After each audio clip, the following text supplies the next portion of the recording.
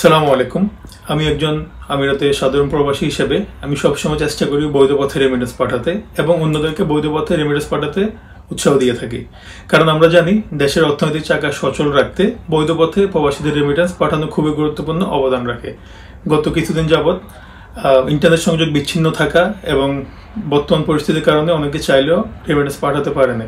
তবে আরব আমিরাতে বর্তমান প্রবাসীরা রেমিটেন্স পাঠাতে খুবই আগ্রহী, কারণ দেশের রেমিটেন্স প্রবাহ হ্রাস পেলে বৈদেশিক মুদ্রা রিজার্ভে চাপ সৃষ্টি হয়। তাই আমাদের সকলকে উচিত বৈধ পথে রেমিটেন্স পাঠানো। সম্প্রতি দেশের বিভিন্ন সমস্যার কারণে আমরা প্রবাসীরা এই রেমিটেন্স পাঠাইতে পারি নাই।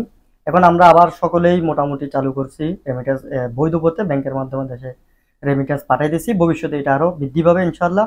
এবং আমি দীর্ঘদিন ধরে এমআরতে আছি।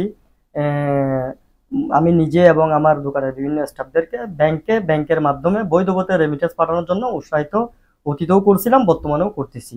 এবং বর্তমান নতুন সরকারের কাছে আমাদের আকুল আবেদন, এয়ারপোর্টে প্রবাসী যাত্রীদেরকে হয়রানি না করা, লাগেজ কাটা থেকে বিরত থাকা এবং তাদেরকে সম্মানের সহিত যাতায়াতের ব্যবস্থা করা এবং বাংলাদেশ বিমানের টিকিটের মূল্য কমানো এবং প্রবাসীদেরকে যাতে দেশে একটা নিরাপত্তা ব্যবস্থা করা হয়, সুব্যবস্থা, এটাই নতুন সরকারের কাছে আমাদের আকুল আবেদন থাকবে। রেমিটেন্স বৈধ পথে পাঠাই এবং সবসময় পাঠাইছি এবং পাঠাবো। এবং নতুন সরকার আসার পরে আমরা রেমিটেন্স সবাই বৈধ পথে পাঠাই। এবং নতুন সরকারের কাছে আমাদের আহ্বান, যাতে যে সমস্ত প্রবাসীরা আসে এবং যারা যায়, বাংলাদেশের বিমানের টিকিট সম্পূর্ণ টিকিট খালি যায়। আমরা অন্যান্য বিদেশের বিমানে যাই এই জন্য, কারণ বাংলাদেশের বিমানের টিকিটের দাম অনেক মূল্য বেশি। যাতে বর্তমান গভর্নমেন্ট আমাদের প্রবাসীদের জন্য টিকিটেটা মূল্যস্ফীতির একটু বরাবর করে, কারণ সেই হলে আমরা প্রবাসীরা বাংলাদেশ বিমানে যাইতে অবশ্যই আমরা যাইতে চাই, বাংলাদেশ বিমানে যাই। আমরা যখনই টিকিটের দাম বেশি তখন আমরা অন্য বিমানে যাওয়ার চেষ্টা করি। আর প্রবাসীরা বিমানের বন্দর যায় যাতে হয়রানি না হয়, লাকিজগুলো যাতে সুন্দরভাবে যায় এবং লাকিজ বিভিন্ন ওখানে যায় আমাদের ঘন্টার পর ঘন্টা খাড়ায় থাকতে হয়।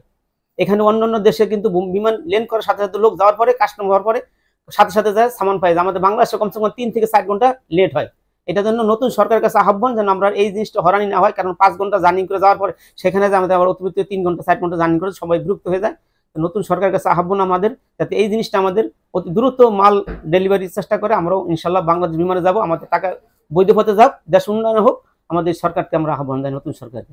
বিগত সরকারের আমলে বাংলাদেশে ব্যাপক লুটপাট, অর্থপাচার, গুম খুন হয়েছিল, যার প্রেক্ষিতে সাধারণ প্রবাসীরা চরম বিরক্ত হয়েছিল, যার ফলে আমরা রেমিটেন্স এক পর্যায়ে এসে রেমিটেন্স শাটডাউন করে দিই।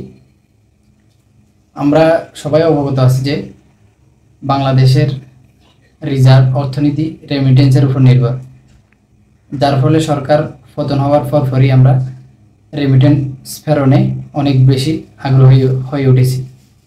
তাই আমি নিজেও গত কিছুদিনের ভিতরে 3 বার রেমিটেন্স প্রেরণ করেছি।